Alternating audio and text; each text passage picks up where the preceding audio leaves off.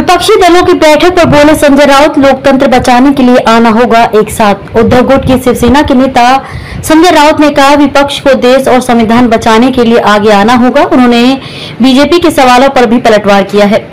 शिवसेना उद्धव गुट के नेता और राज्यसभा सांसद संजय राउत ने भारतीय जनता पार्टी के आरोपों पर पलटवार किया है।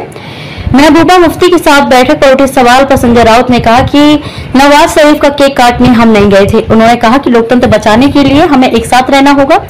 उन्होंने कहा कि महबूबा मुफ्ती और उनकी पार्टी कश्मीर में राजनीति करती है। बीजेपी ने उनके साथ मिलकर सरकार बनाई थी। बीजेपी और मोदी जी उनके शपथ ग्रहण में शामिल हुए थे। हम पर उंगली मत उठाएं। शिवसेना नेता ने कहा कि विपक्षी एकता पर उद्धव ठाकरे ने कहा है कि साल 2024 का लोकसभा चुनाव आखिरी इलेक्शन होगा।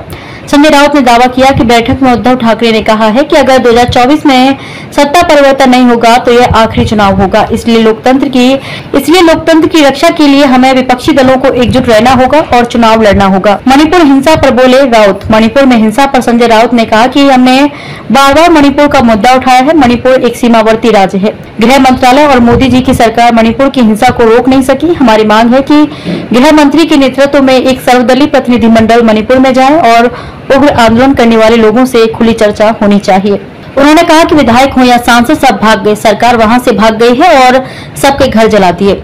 अमित शाह भी कुछ नहीं कर पाए। मणिपुर हिंसा पर सर्वदलीय बैठक के बारे में संजय राउत ने कहा कि जब प्रधानमंत्री अमेरिका में है तो इस बैठक की अध्यक्षता प्रधानमंत्री को ही करनी चाहिए, लेकिन हमारी सरकार से प्रियंका चतुर्वेदी वहां जाकर अपना पक्ष रखेंगी।